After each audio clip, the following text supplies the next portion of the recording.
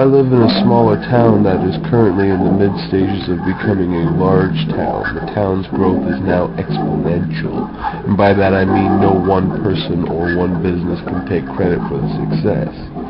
Because of the growth, town population has doubled a few times in the last decades. Specialty stores and specific consumer experiences are on the rise.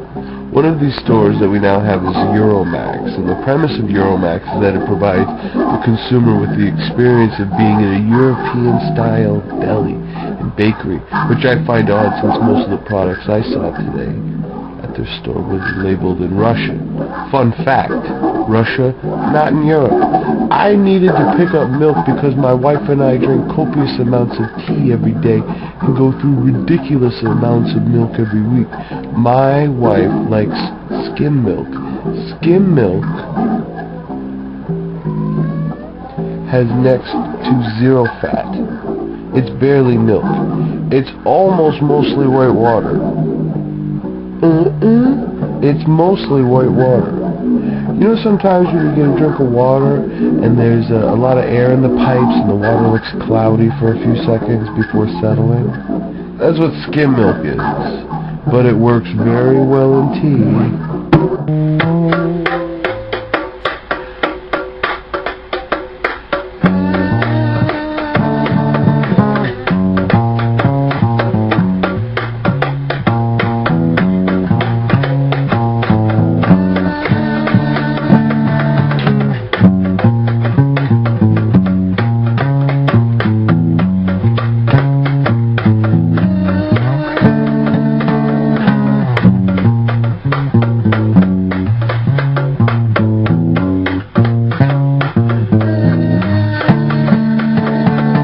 I'm in Euromax and I'm shopping without knowing what the products are.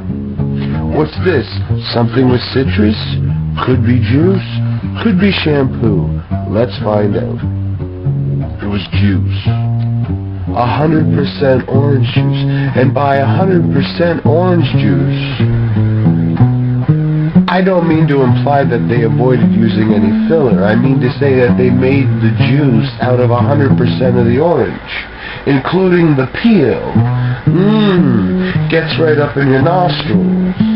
You ever go to peel an orange but it's cold or you're on acid, so you bite into the orange just a little bit, just to get a grip on a little piece of skin.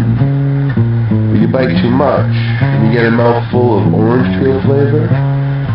That's what chugging this European joy juice was like.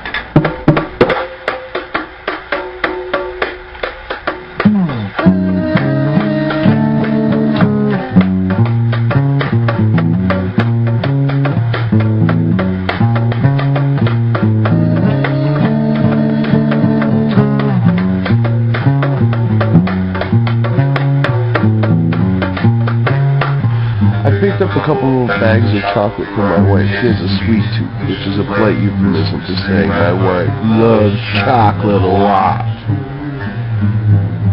The only food she likes more than chocolate is steak. My wife is part wolf. If she's eating a steak and you even jokingly try to take the steak away, she'll stab you in the face. Check my scars on my chin, eyebrow, and Toledo. I bought 3 different chocolate treats, chocolate truffles, nip-on wafer something, and solid milk chocolate bar. She did like the solid milk chocolate bar, but declined on the truffles, which turned out to be soggy pieces of rum cake covered in chocolate. I didn't even know that rum cake was a thing, but lo and behold, the beholder has its eye on you, and you don't know what it's like. The nip-on wafer bar was rice cakes with a thin layer of chocolate, which is a subcategory of junk food that, while I understand in theory, I am not a fan of in practice. Flavored rice cakes, non-alcoholic beer, abstinence before marriage are all pretending to be good without actually doing anything good. You're pretending to be righteous without having to actually practice in the debate, like wearing a cross or your nation's pin on the country, your nation's without having to actually practice in the debate, like wearing a cross or a pin of your nation's flag. You are declaring subservience to an imaginary friend and defying anybody to tell you different. Rice cakes are supposed to be healthy for you, although really there's nothing particularly nutritious about them. In fact, rice cakes cause your blood sugar to go up faster than eating pure sugar, which in turn forces your body to release insulin to lower your blood sugar. And when your blood sugar drops to a certain point, your body goes into fat storage mode instead of fat burning mode. So really, you're just tricking your stomach into thinking it has more than it actually does. The long-term effects of this will just make you binge more, and ultimately, you will become heavier. What sustains the rice cake myth is that they're incredibly low in fat.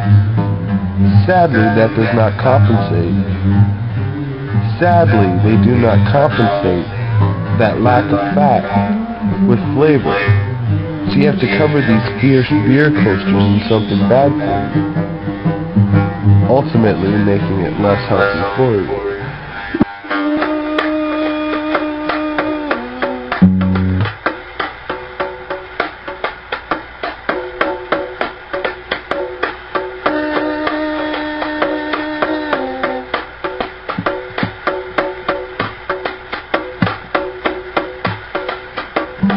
Don't believe by this diatribe that I am in fact a health nut or an amateur nutritionist. I am in fact just a glutton who likes to read a lot. But the information I take in doesn't dictate my behavior, because eating is not an intellectual process. Deciding what to eat isn't a systematic checklist of reasoning either. Food, good food, great food, food that makes people moan and purr and beg for more. Well, that food isn't healthy. We all know the foods we're supposed to eat. We're supposed to eat fruits and vegetables. Yarn.